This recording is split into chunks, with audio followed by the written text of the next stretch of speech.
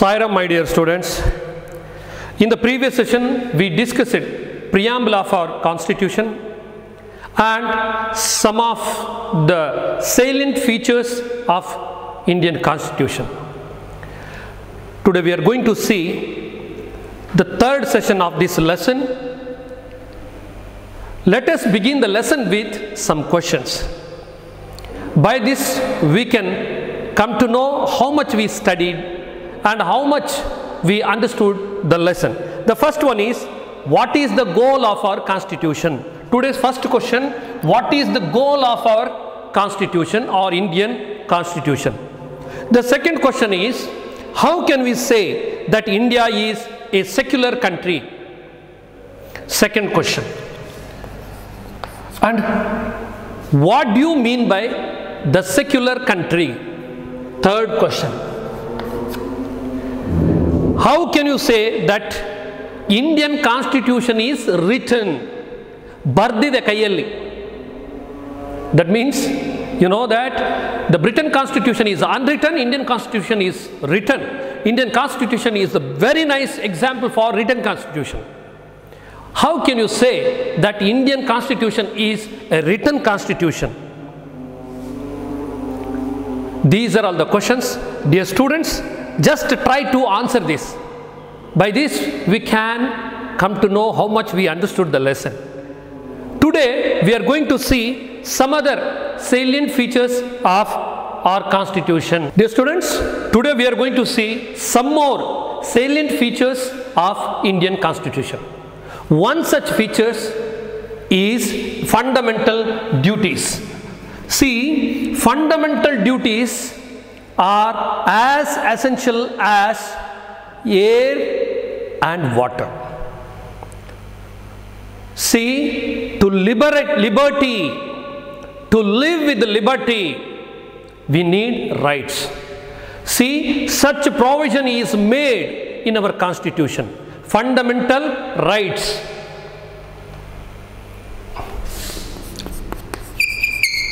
Fundamental rights are one such features of our constitution. What is this fundamental rights mean?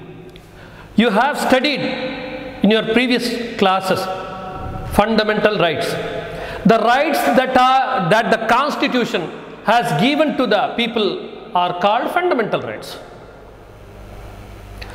No law of any government, no law of any government, that means central government or state government or any other organization can deny, that means oppose or refuse these rights. No organization, no government has the right to deny the rights, deny these rights. That means the people of this country can enjoy the fundamental rights. If the fundamental rights are taken away or violated or endangered, the citizen can directly appeal to the High Court or Supreme Court. See, some students asked me, in between they need Kannada explanation also. In somewhere, if it is necessary, I will mention some points even in Kannada also. Okay, Sairam. These rights are listed in the third part of the constitution. Third part of the constitution. See, if the fundamental rights are taken away, you can go to High Court and Supreme Court. From there you can get the justice. So, no government, no organization, no person has the right to violate the violate the fundamental rights of the citizens. This is a very nice provision that is very important to lead a life in the country. Fundamental rights are as essential as oxygen and water. Second one is fundamental duties. See, expecting only rights is not good. You know that our country is democratic country.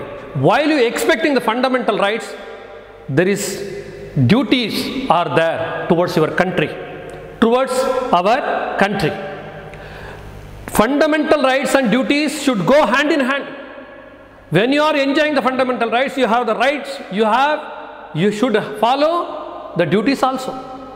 Today, another features of our constitution is fundamental duties.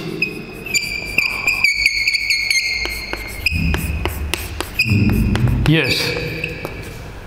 Duties are our responsibility towards our country, towards our mother country. 11 fundamental duties. 11 fundamental duties have been delineated in the A part of the 4th chapter under clause 51A of our constitution. See, 11 fundamental rights are there. 11 fundamental, duties are there. 11 fundamental duties are there. It is clearly delineated. Delineated means vivarisalagide. In the A part of 4th chapter under clause 51A. A part of 4th chapter under the clause 51A of our constitution, fundamental rights are clearly explained, clearly delineated. Adana sariyada ರೀತಿಯಲ್ಲಿ ಅದನ್ನು ವಿವರಿಸಲಾಗಿದೆ ಅನ್ನೋದನ್ನು ಹೇಳ್ತವೆ. Through the 86th amendment to the constitution, that means some changes were made to these duties. Through the 86th amendment to the constitution in 2002, it has been made a duty of parents to provide compulsory education to their children aged between 6 to 14 years. It is the bounden duty of the parents to provide compulsory education aged between 6 to 14 years. They cannot send the students to the work during this age period. This is the 11th duty mentioned in the constitution. Today's 4th question mention the 11th duty which mentioned in constitution, or which is the 11th duty mentioned in our constitution. 4th question.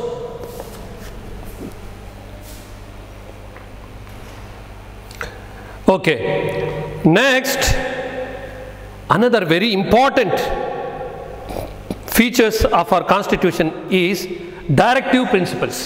Directive principles. In the preamble only we have gone through this. That directive principles we borrowed from various, Irish constitution. We borrowed some good ideas from various constitutions of the world, such as America, that means United States of America, Canada, Britain and Ireland. But the best ideas like directive principles of state policy that we borrowed from Irish constitution. Today we are discussing directive principles, also one of the characteristics of Indian constitution. Directive principles. What is this directive principle? This is the moral guide to the government. This is not compulsory, but it is helpful in guiding the government to go in a social equality and welfare manner. Moral guide. Directive principles of state policy have been incorporated in the 4th schedule of our constitution, where it is clearly mentioned in the 4th schedule of our constitution. And these principles have been adopted from the Irish constitution, that means Ireland. They are basis for the establishment of social and economic equality. Already I mentioned, it is guiding principle to run the government, to lead the government in a social equality and welfare manner. In the same matter, that means same idea that is quoted here, they are the basis for the establishment of social and economic equality. See, if you are not able to provide social equality and economic equality to the citizen, then there is no meaning for fundamental rights. There is no meaning for democracy. In the democracy, we have to consider each and every one. That is the motto, that is the motto of democracy. We have to consider. Here that is mentioned. These directive principles uphold these principles. What are the principles like? The social and economic equality. Social equality and economic equality. Yes. And they are the basic principles required for the administration of the country. When you are going through directive principles, you will come to know how to run the government. That means an administrator must know directive principles. Then only he can provide a very nice governance, a very good governance. Yet the government cannot be questioned by a court of justice if does not implement them. See, in the beginning only I told, this is moral guide. ಇದು ಸರ್ಕಾರ ಇದನ್ನು ಪಾಲನೆ ಮಾಡಲೇಬೇಕಾಗಿಲ್ಲ. The government here cannot be questioned by a court if the government does not implement. ಇದನ್ನು government implement ಮಾಡಿ ಅಂದರೆ there are list of good ideals in the directive principles. ಒಳ್ಳೊಳ್ಳೆ ಆದರ್ಶಗಳನ್ನು ಅದರಲ್ಲಿ ಹೇಳಲಾಗಿದೆ. ಅದನ್ನು ಪಾಲಿಸುವುದು ಬಿಡುವುದು ಗೌರ್ಮೆಂಟಿಗೆ ಬಿಟ್ಟದ್ದು. ಅದನ್ನು ಕೋರ್ಟ್ನಲ್ಲಿ ಕ್ವಶನ್ ಮಾಡಲಿಕ್ಕಿಲ್ಲ. ಯಾವುದು? Directive principles. You cannot question them in the court. When the government frames laws, it should pay attention to these principles. When you are deriving the law for your country, when we are deriving law for our country, we should go through directive principles. Means we should pay attention to these principles. ಅದರ ಆಧಾರದಲ್ಲಿ ನಿಮಗೊಂದು ಒಳ್ಳೆ ಕಾನೂನನ್ನು ಮಾಡಲಿಕ್ಕೆ ಆಗ್ತದೆ ಅಂತ ಇವರು ಹೇಳ್ತಾರೆ.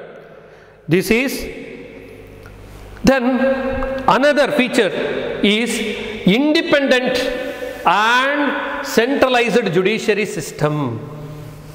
See, this is also a beauty of Indian Constitution. A beauty.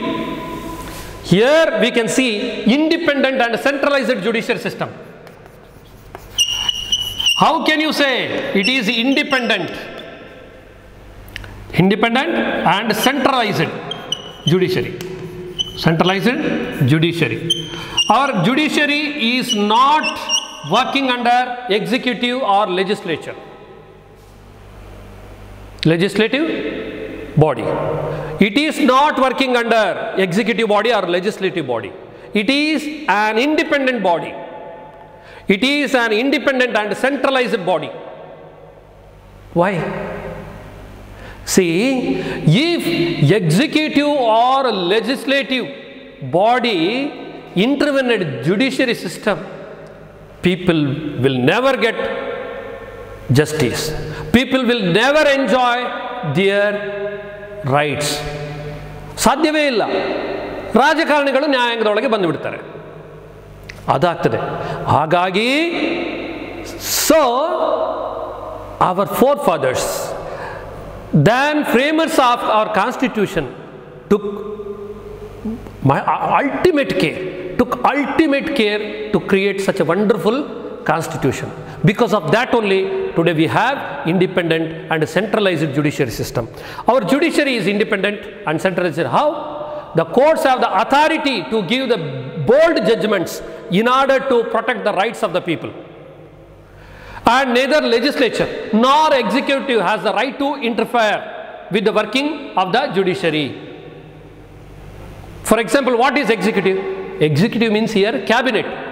Cabinet has no right to intervene or interfere in the matters of judiciary.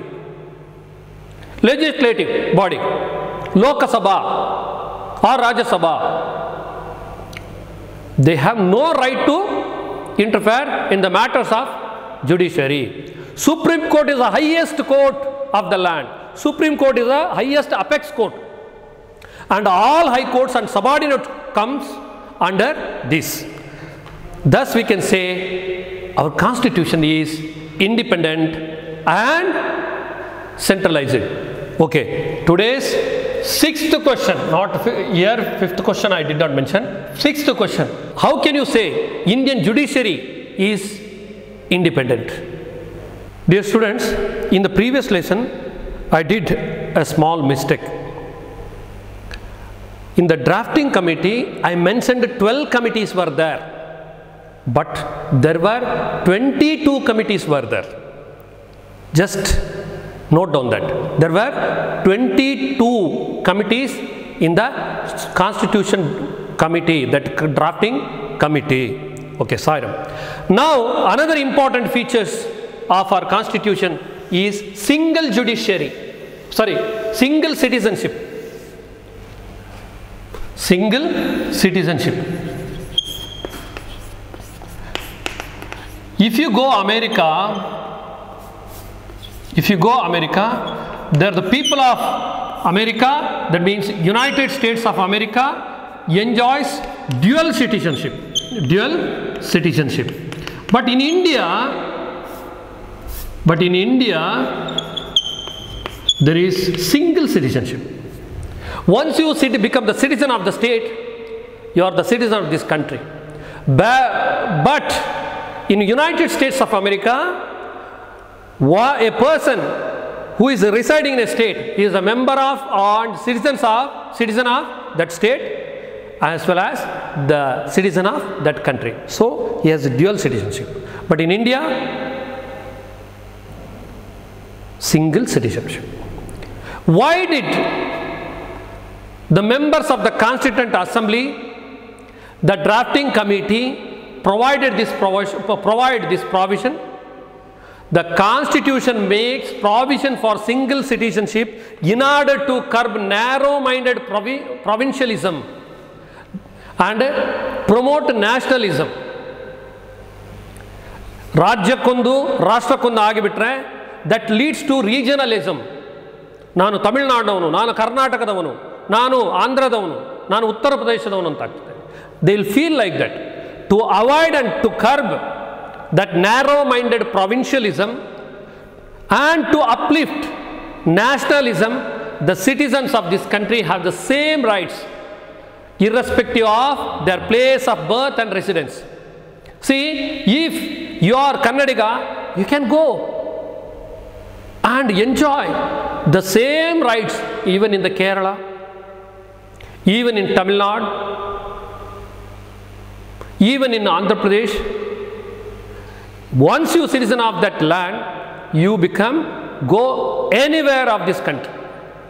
You can go anywhere. And the legislature possesses the power to frame rules in this matter. Then another important feature is adult franchisee. Adult franchisee. What do you mean by this adult franchisee? India is a nice example for democracy. In the democracy, adult franchisee plays pivotal role. Adult franchisee.